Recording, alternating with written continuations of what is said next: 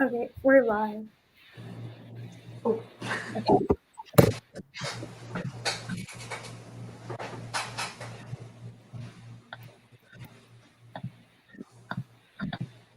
Okay, we are live.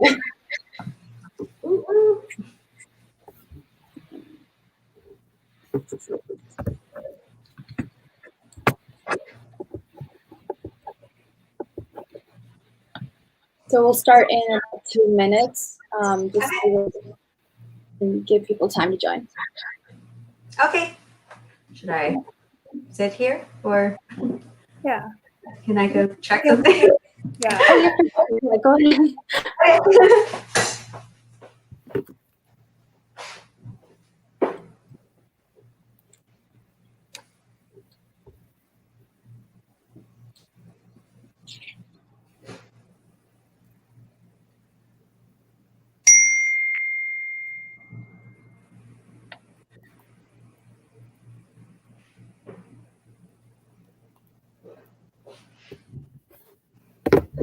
We're just gonna get started in a couple minutes, like waiting for everyone to come in.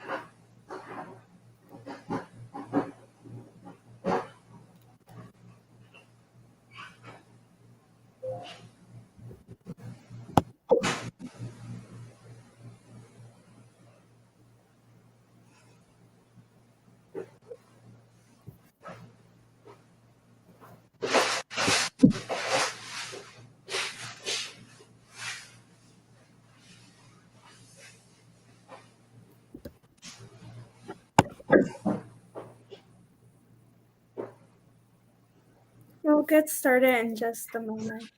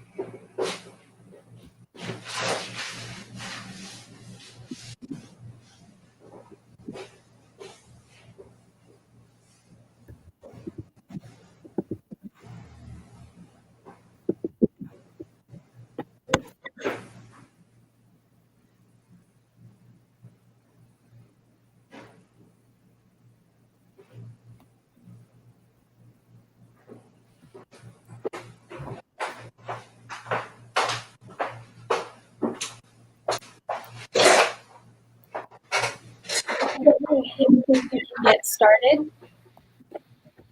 Okay.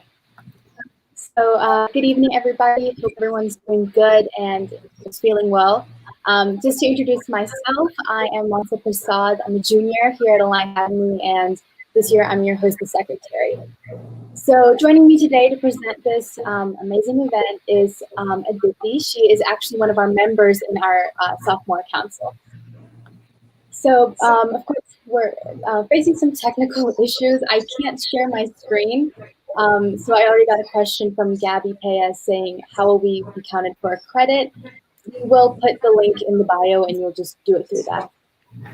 So before today's event, we would like you to ask any questions in the YouTube live chat box. So we love it when our members interact with us. So please don't feel shy or intimidated. Please just ask any questions in that chat box.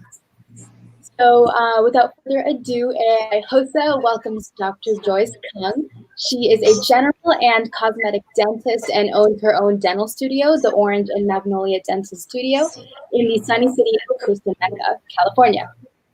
She is also a part-time assistant clinical professor at USC School of Dentistry, and she's very active on social media, and that's where we found her. And she embraces her passion for dentistry through these various platforms.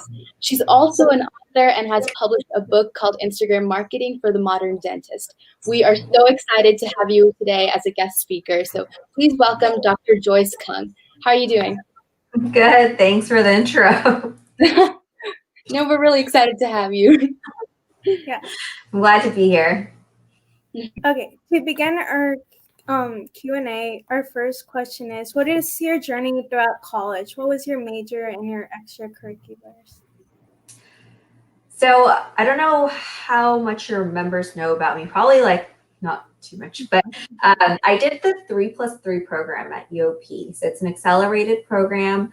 You do 3 years of undergrad at their undergrad Stockton campus, and then you do 3 years in their dental school.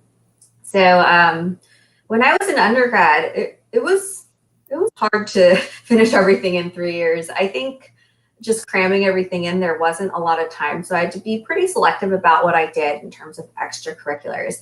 My major was biological sciences. You don't have to be a biological sciences major for dentistry, but if you are going through things really fast, like you're hitting 2 birds with 1 stone with the biological sciences major, because a lot of those topics end up on the DAT. The extracurriculars that I did, what did I do? I was definitely part of the pre-dental club, and I think I was like vice president of the pre-dental club and president now. He's an orthodontist and he like works really close by. So it's really good to always like, you know, keep good connections around. I was also in Alpha Chi Sigma, which is a chemistry frat.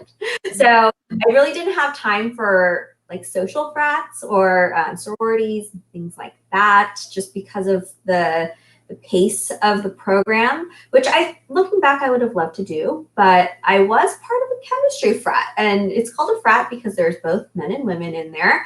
And so I think the overall term is a frat, and we did some chemistry stuff. It was like, it sounds really dorky, but I feel like a lot of pre-dents in the program end up in that frat for some reason. So what inspired you to join the frat? I don't even know. Like I'm really bad at chemistry, actually. So like probably my worst subject is chemistry. And then I ended up in a chemistry frat somehow. But I think it was like when you're going through a program so quickly, you do want to have some sort of camaraderie with people. And the frat made it easy. So I had like my pledge class, I was pledge class president, and then we had like our t-shirts and we go do fun things together. And we did get really, really close as a pledge class. I can definitely see why people join sororities and fraternities. It's just, you know, sometimes you just don't have time for it. What do you think your memory was in your chemistry frat? Huh? I've never heard of something like that. So what was your favorite memory? It was probably, there's this one random activity when you're pledging, like they don't haze us. So this is but They give you things to do that are just like so inconvenient. There's this one rock and you have to paint the rock overnight, like spray paint it with the initials Alpha Chi Sigma. And every fraternity on campus is trying to paint that rock in the middle of the night. And whoever, there's like a cutoff at 6 o'clock, whoever was the last one to paint the rock gets to keep the rock for the day. So throughout the entire day, it says Alpha Chi Sigma on it. So that's like my favorite memory, because some people that I lived with in my dormitory, they dressed up like another frat and they were trying to hijack my rock. And I was like, not. So most of our audience are high schoolers. So do you have any kind of like recommendation for us high schoolers who want to pursue dentistry in the future? Oh, whoa. I didn't know you guys are high schoolers. You guys are so like together. Wow. Let's see. What was I like in high school? In high school, I knew I wanted to be a dentist. Do most of your members know they want to be a dentist, or is this something like maybe they're interested in? Well, HOSA is an organization for all fields of healthcare, so it isn't just dentistry, but definitely I do know personally members who want to be a dentist. Yeah, they would be on the YouTube live right now. So I think in high school, I didn't do anything like particularly amazing for dentistry. The things I did was like, I just did speech and debate, I did tennis, and then I tried really hard to get good grades, which I did in most classes, but not like in every class. So I just tried my best, you know. I knew I wanted to be a dentist and I knew I wanted to go to this one program, the accelerated program. So I just like, I was tunnel visioned for that. But I can imagine if some of the members want to go into medicine in general, I would still do those same things, but maybe add some extracurriculars that give you some exposure to the dental world or the medical world, which is a little hard right now because of COVID. Right. Yeah. Shadowing and things like that. Actually, my mom was a dentist, so I had exposure to the dental world, and that's why I just knew I wanted to do it, even without really knowing. I just decided, because at a certain point, you decide on your major, and that was probably the hardest part. Like my sister, she's also like my mom's her dentist, but she didn't know what she wanted to do. She just knew she didn't want to do dentistry because she was around us all the time. Yeah, you were exposed to dentistry at such a young age too. Then, yeah, so it was easy for you to decide. Yeah.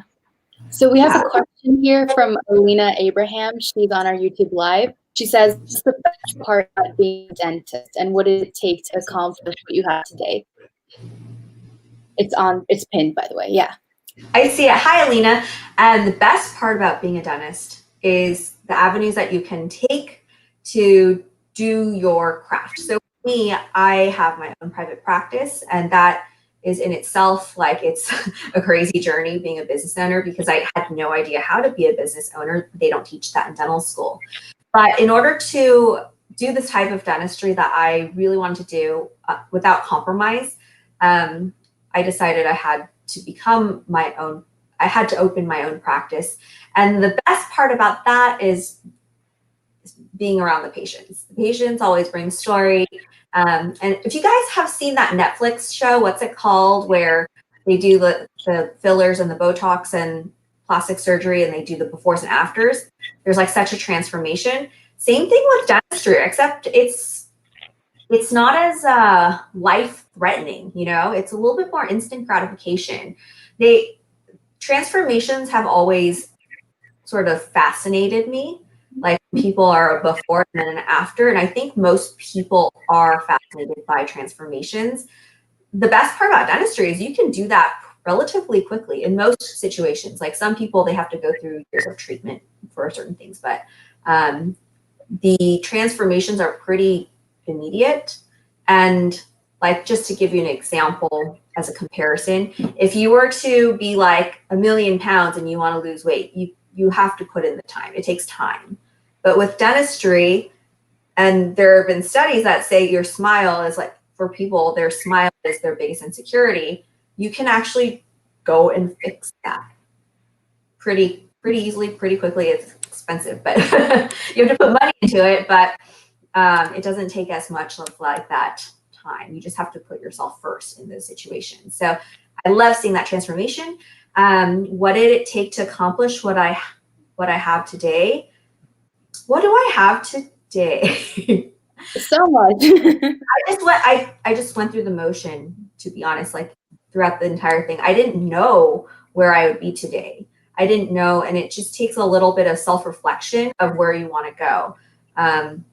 It's funny because I remember going through dental school, and the goal was to graduate. The goal was to graduate. The goal is to become a dentist. And then you graduate, and then you're like, oh, okay, like what now? Because you can just be a regular dentist. You can be a regular dentist. You can start working for someone else. There's nothing wrong with that. But for me, I kind of like wanted something more.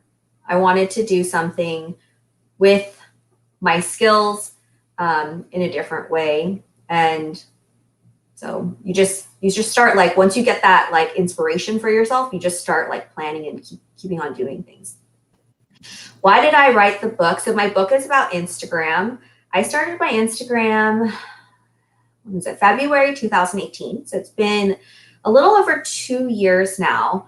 And within like 10 months, I was able to get 10,000 followers, which I just had another patient in my practice that this morning. She started her Instagram a couple months ago and she's already at 60,000 followers.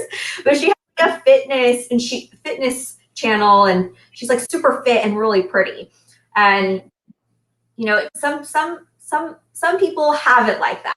For dentistry, it's not really like that. So for me, when that happened, I was like, wow, 10,000 people want to follow a dentist.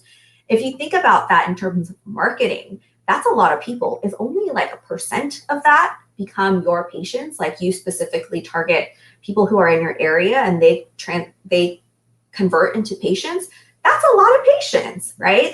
It's free marketing for your business. So I started having a lot of people asking me how I started Instagram, and I knew zero when I started Instagram, but I got the hang of it and I kind of like know what to do now. And being on Instagram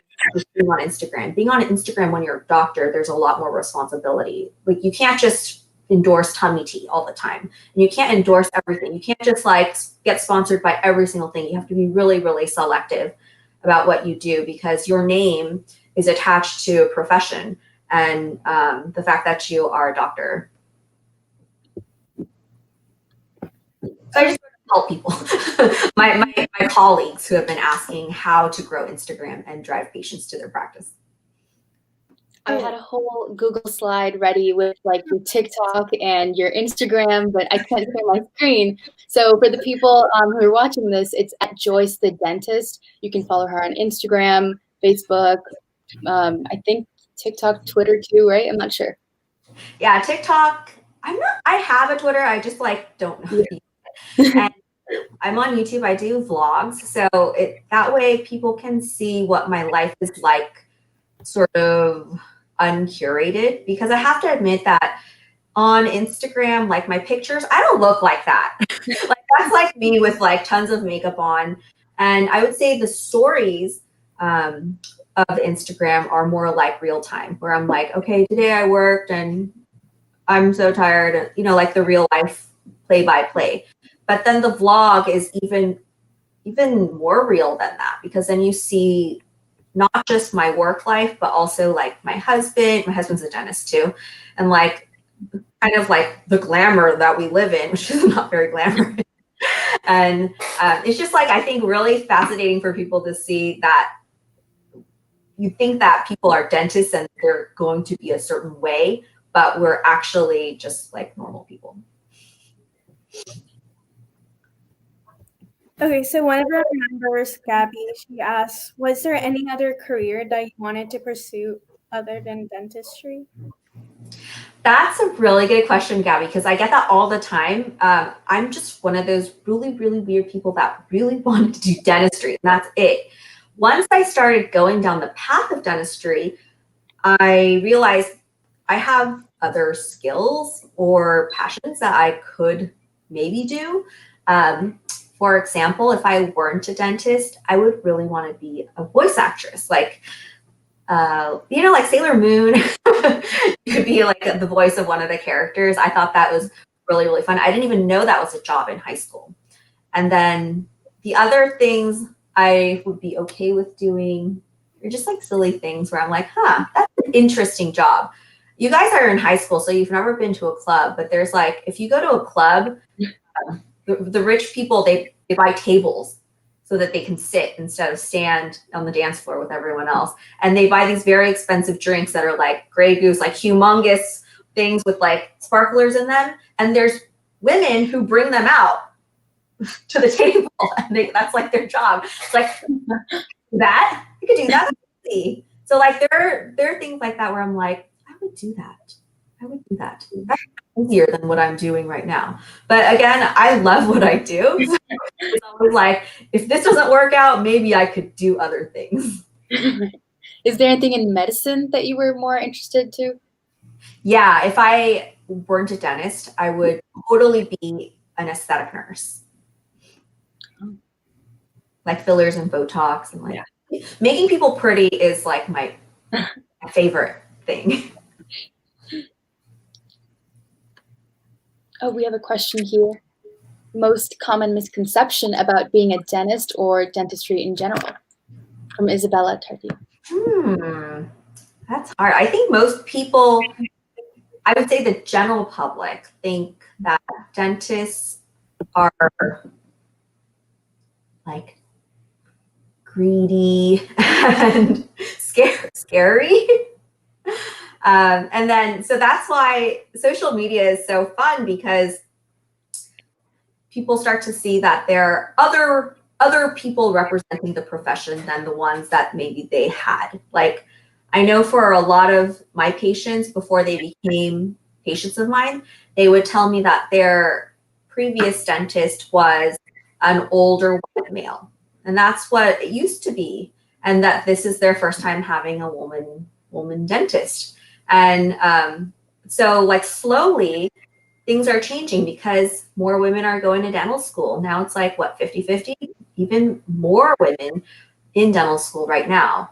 Out in private practice or the real world, it hasn't quite caught up yet.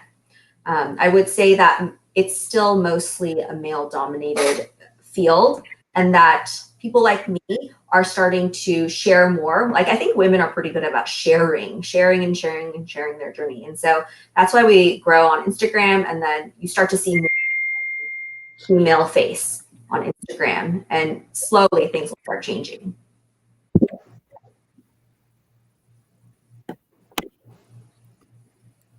Okay, so that's really interesting. Like, there's a lot of misconceptions, especially like in TV, like TV shows. Like, I feel like a lot of people don't know like so many things about the dentistry field. Okay, so we have another question. What does a typical workday look like as a dentist? It depends what you do as your career path. So, for example, actually in January, I left my position at USC. So I used to be a professor at USC. So those days would look very different than my days in private practice.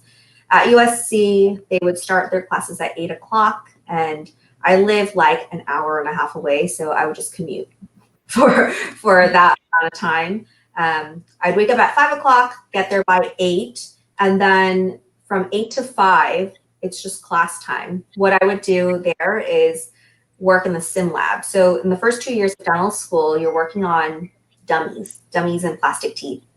And you're like pretending like they're real people, and then drilling different types of crowns and fillings.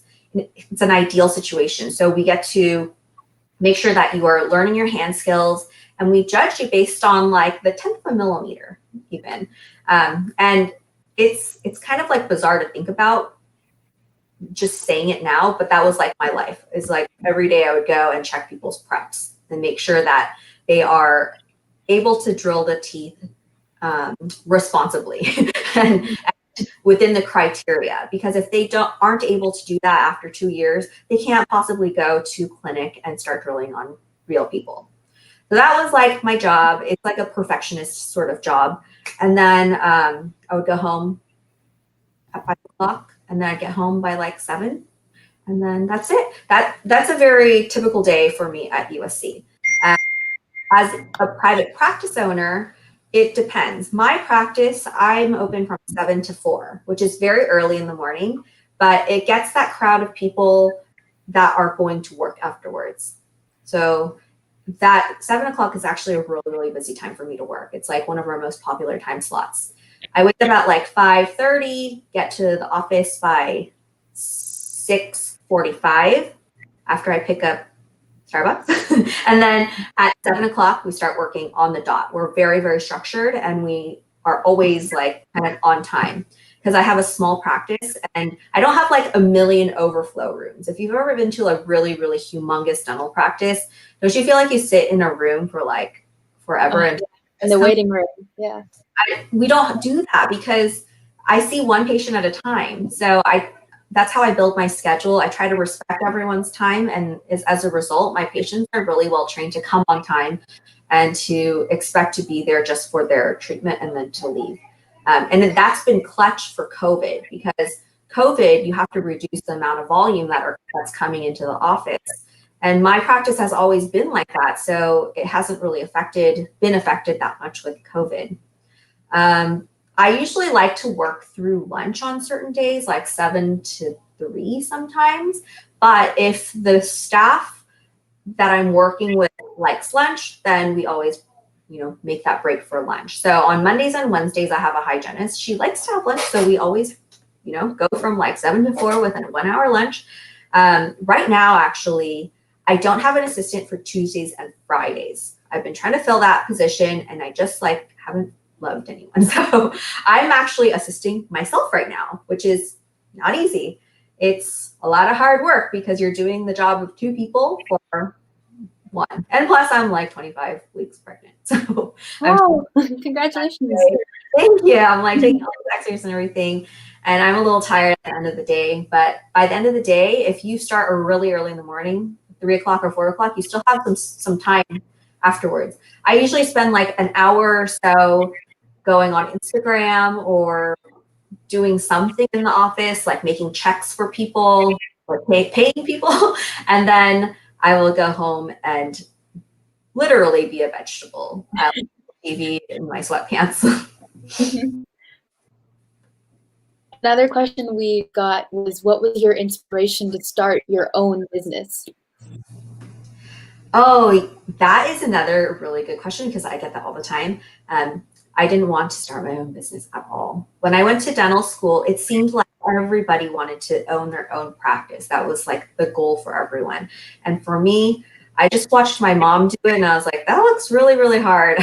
I don't want to do that. Because my mom was a workaholic. And what I realized is you don't have to be a workaholic, but it does take away from the income that you make. So I'm okay with not making as much as my mom, but I like having control. So my inspiration for starting my own business was I worked for all these other people. And when you work as a dentist for another dentist, you basically are paid on production. Meaning if you produce like this much money, you get a percentage of that, a small percentage of that. And for a lot of people, that's fine because you don't have to pay overhead as an associate. Like you don't have to pay the rent. You don't have to pay for the advertising. You just come and do your work and then take your small part home. And yeah, it's enough money for a lot of people. But what I found was that I didn't really like working for other people because I liked doing a certain like level of dentistry that seemed impractical in many environments. When you are a business owner, you try to look at all these different things, like how much your materials cost, and you want to keep all those overhead down. For me, my where I drew the line was where things go into people's mouths. So if something goes into a patient's mouth, I wanted to make sure that it was really high quality. And I couldn't always find someone to work for that, like thought that same way. If I did, I would never have opened my own business. But because I couldn't find anyone, then I opened my own business so I could do things my way.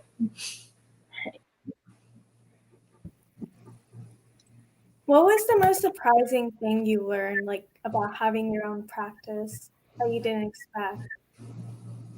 The most surprising thing was the hardest thing for me is staffing, for sure. Like, when I first took over my practice, by the way, I took over an old I didn't start it from scratch. So you could either build a practice from scratch or you can purchase an existing practice. The reason why you would purchase an existing practice is because there's already patients. So as soon as you start working, there are patients there. If you build from scratch, sometimes you open your doors and it takes time to have at least like one person walk through the door who needs a dentist. That's why I did that. What was your question? Most surprising thing? Oh, and so I took over the practice, and the first thing that I did, unfortunately, is the practice came with an assistant that was like just not the right fit. She'd like text me all hours of the night. I was just like, this is inappropriate. So I had to fire her within like 2 days. And they don't teach you that in dental school. Have you ever fired anyone? I was literally like shaking in my boots trying to fire this person because you have to do it properly too. It's a legal process. It's not just like where you get so mad at someone you just say you're fired like on TV. You have to do everything and do things the right way. So when I did that, oh man, I just think emotionally I wasn't prepared. She started crying and I was like, oh my God, what do I do? And then actually you're not supposed to say too much during the process. So I had her sign her paperwork and everything. And then she left. And then I had a large glass of wine that night. You just have to keep growing and doing things that sort of make you uncomfortable when you're a practice owner. Another question, what college do you recommend? I think what dental college do you recommend? I think is what he meant. Austin. Dental college? Dental school? Oh, dental school. I went to UOP. So I really liked UOP. I had a great experience there. I was like very, very stressed out, but I did have a really good experience. And it's hard because every dental school is a little bit different. Like USC is so different than UOP. I don't think like one is better than the other, but I think that you should look for the best fit for you. Like UOP is 3 years. It's really, really fast paced. If you need time to study and you're actually going to use it efficiently, then it may be too fast paced for you. USC, there are pockets of time where you can study for boards and other things. Is it normal to have 4 years for dental school? Or dental school is usually 4 years. Okay, that makes sense. And I know med school is 4 years. So the first 2 years, I know it's just like you're studying, and then the next 2 is practicals. Is that the same kind of organizing for dental school? The first 2 years are like that sim lab that I was talking about. So it's split into didactics and hands-on practice on dummies. And then on mannequins. And then after that, you go into clinic. That's when a lot of people have their white coat ceremony because they're graduating and then starting to treat patients. And the fun thing about going to clinic is that now nothing is ideal. It's not just a typodont with fake teeth in it. Everyone has a tongue. Everyone has cheeks and lips. Everyone has a different like pain threshold. A lot of times when you're a dentist, you're drilling the teeth. That's like the easy part. You're managing patients who are like deathly afraid of everything that you're holding in your hands. So it's almost like you're a therapist in many ways. And part of like, I would say like 90% of my procedure of what I do is just watching the patient's eyebrows and their feet and making sure that they're doing okay. And then also being efficient with my work, because you do want to do good work, but you also want to be efficient so that they're not like getting so antsy and open their mouth. And so talking about dental school, Sakshi asks, what were some challenges you faced in dental school? I did not handle dental school very well. Because I think I was just like so hard on myself all the time. It's hard to not be hard on yourself because everyone is so high achieving at that level. it's hard to even just have like to give yourself permission to have fun.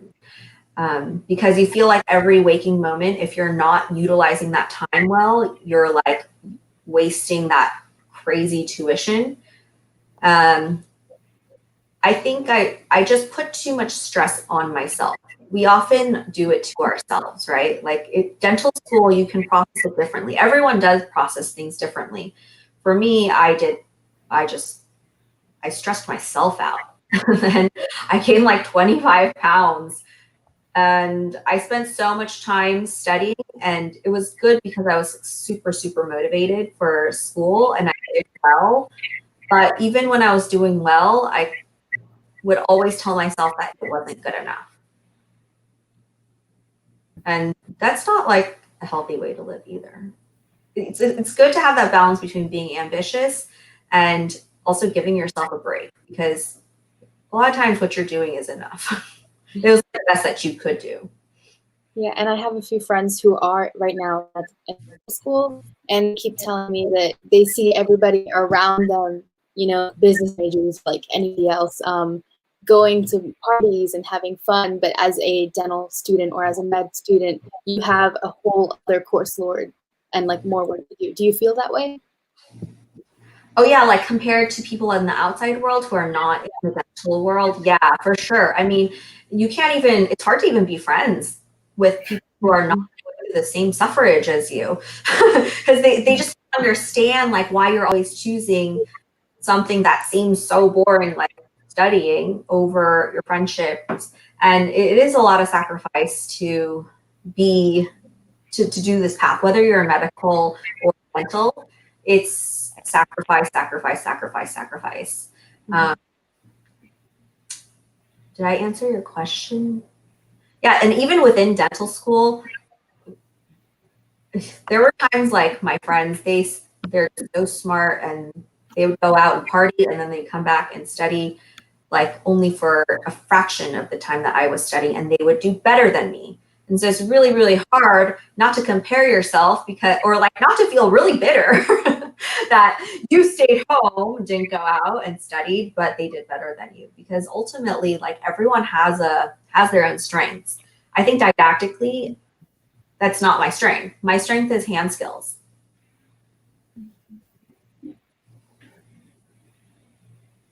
Okay, so another question we have is, what challenges do you face as a cosmetic dentist?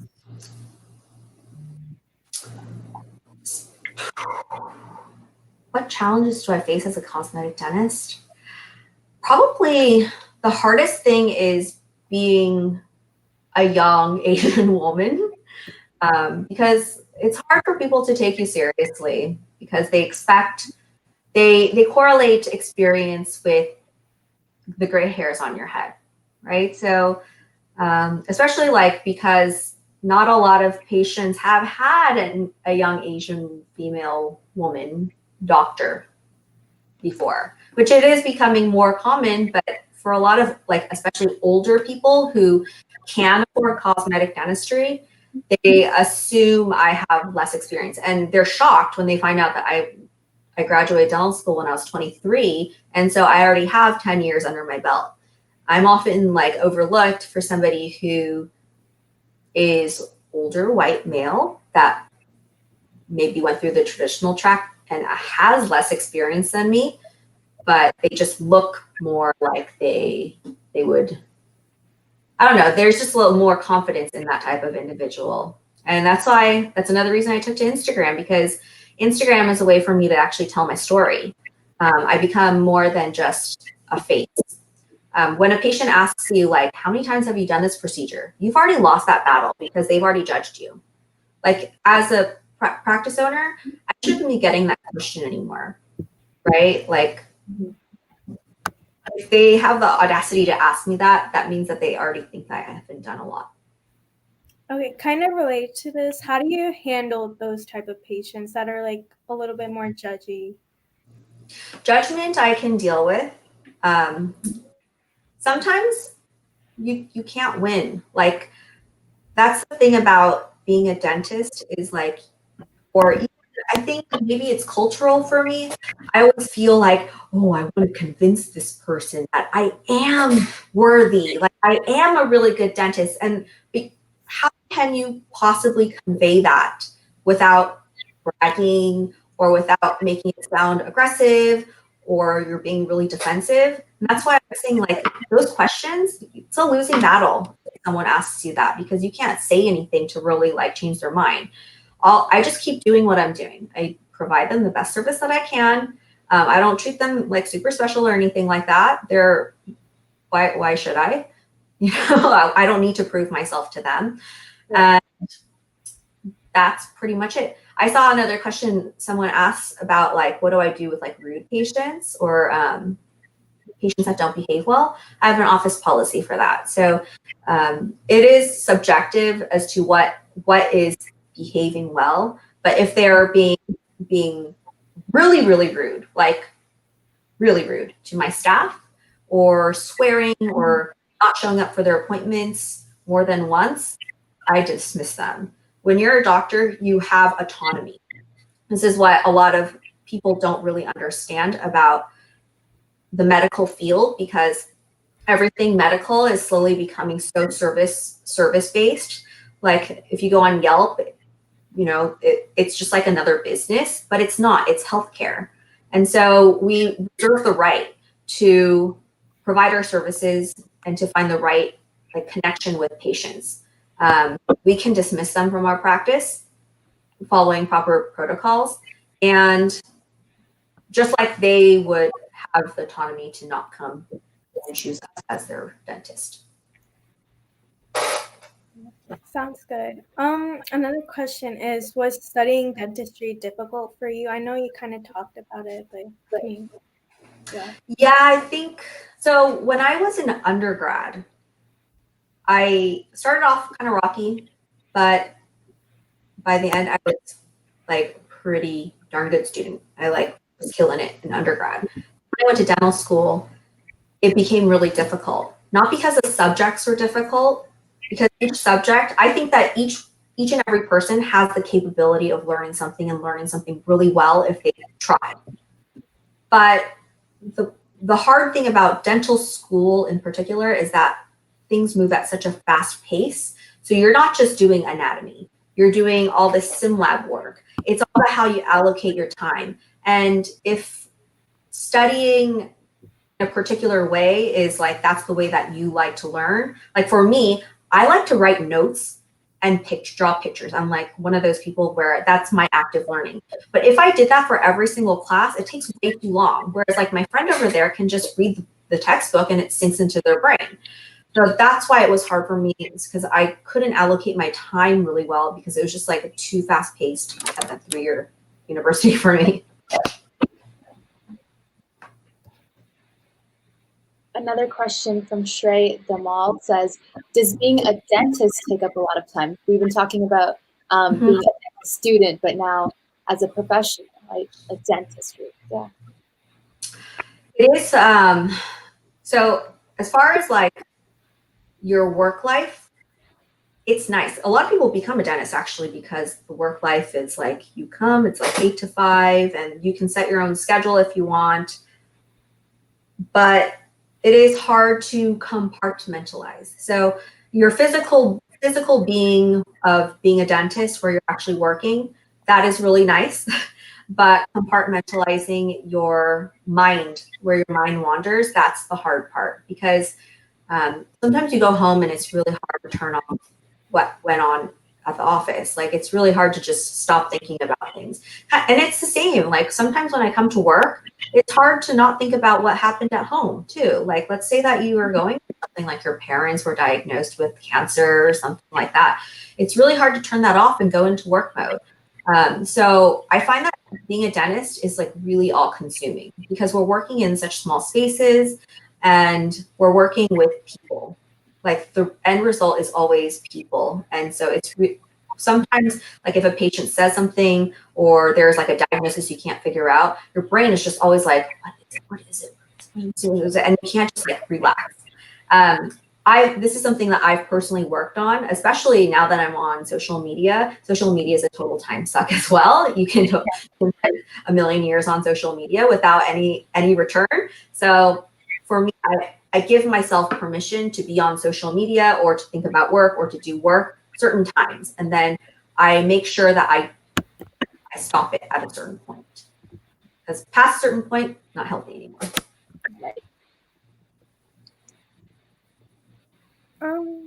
What tips would you give to someone pursuing a career in the medical field, rather? Can you be more specific? How do you, I guess, like, how did you decide, like just in general, what, like, from your medical, from your medical student buddies or something, like, what tips would they have? Like, what did you see? What would you recommend, kind of?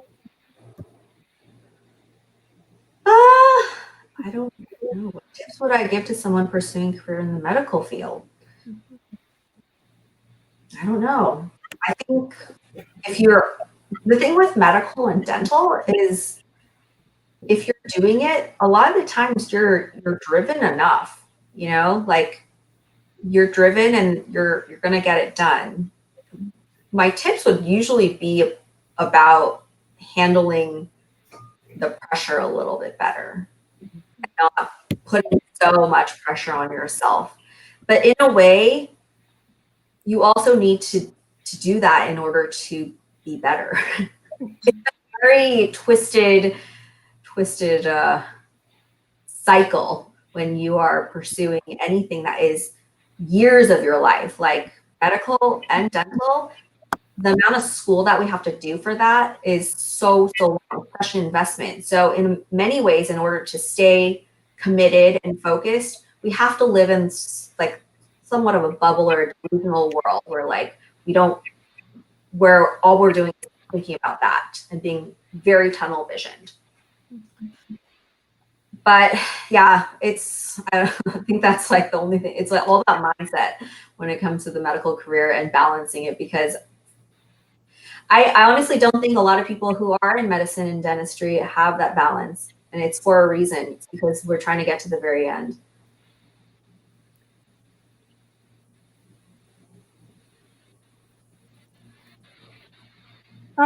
To become a dentist, what do you think are some like really good skills you have or you need to have?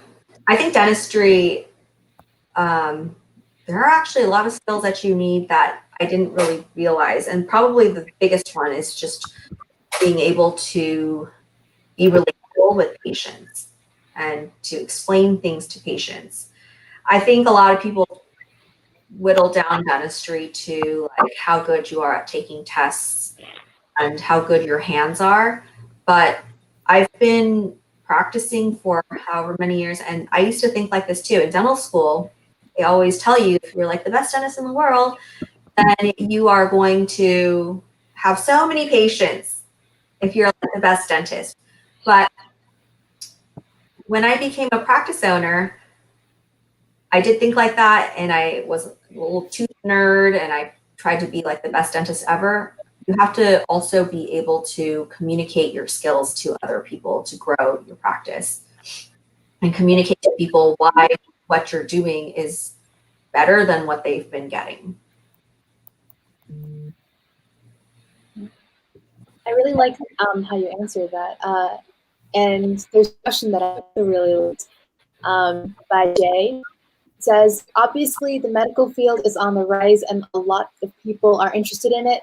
How do you set yourself apart from everybody else? So you talked about how you tried to set yourself apart by being best and, #1 dentist. So would you? Yeah, that's what it's all about, right? Differentiating yourself, because it's super saturated. And I think like someone asked me this question yesterday is, what did I do to set myself apart in college? Or like what the best thing that I did in college to get into dental school? It's getting my letter of recommendation. So whenever, even in the college level, you need to set yourself apart so that the professor remembers you. It's all about being memorable. It's always about attention. So like on Instagram, if I post every day, then I'm at the top of your feed every day, then I'm reminding you that I exist. When we're differentiating ourselves, we need to do so thinking, what do patients want? Not just what we want to give them. There's a huge distinction. When you're a dentist, you're taught this traditional training method of like, to be the best, you have to, or like to be the best dentist, you have to do things like this. That's like too micro into dentistry. How do you translate that to the average person? That is, part of that is thinking about what the average person wants and knowing what their pain points are. So what I've done to differentiate myself is offering virtual smile consults, making things super convenient and easy for them. That has been a big differentiator because up until now, most people have to come to the dental office in order to get their consultation done. If people come to the office for their consultation, that costs money. For me, I do my virtual smile consults for free. And that way I get to talk to, like, very much like this. I look at their smile, I tell them how much it is, I tell them why I think it is, and they get to have a personalized consultation with me for free. And I think being able to put yourself out there is something that's not taught in a medical or dental training. It's like we always demand like to be paid for our time, and patients are not used to providing them something for free first. But that's what Instagram is. You share yourself first, and then when you share yourself first, people are more likely to be receptive and to share themselves back with you. So psychologically speaking, you have to sort of like think, how am I going to set myself apart? And it all comes down to psychology, right? Did you start the virtual consultations because of COVID, or did you think about it before? I was actually doing it before, and it's been really cool because during COVID, a lot of dentists and medical professionals started to go virtual. But I was doing it even before, and it's because I am on social media and I see the way that trends are going, right? Like being at the top is always being able to sense the trends of what's going on and being one of the first people to do it, not one of the last. How many hours do I work each day? Someone asked. I work 8 hours physically as a dentist. There's like always like admin stuff to do, but 8 hours of drilling. Okay, so this is more about like what happens once you graduate dental school. Did you go on to pursue fellowships and etc.? And like what degrees are needed? Kind of. Yeah. So once you graduate from dental school, you are free to be a dentist if you're in California. So every state is different. In California, you don't have to go to residency. You can just start practicing. In New York, you have to go to residency in order to get your license. So it's like a package deal. You have to do that in order to start practicing as a dentist. And for me, I'm from California, but I decided to do a residency because I was like so young. I was 23 and I just wanted to like live in New York for a year. So, and then after that, I started working. But it is tough because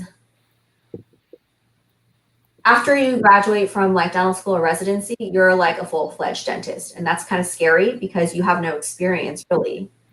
And you could be sued for something that you do. So it's a lot of responsibility dumped on you all at once. How did residency differ from dental school? Residency is like the last year of dental school times 10 in terms of speed.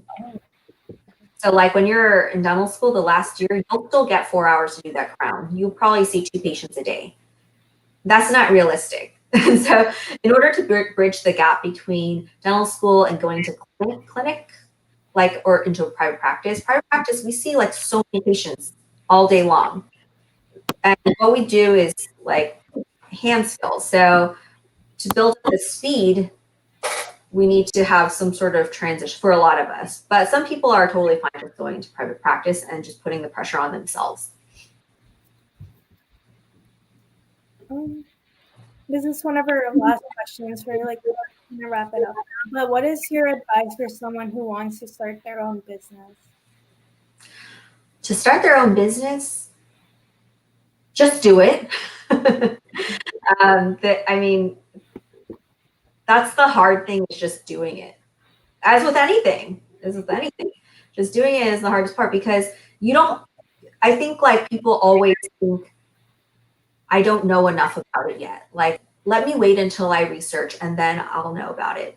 But part of being at this point in my life and handling things well is saying like, hey, it's okay that I don't know everything yet, because I'll figure it out.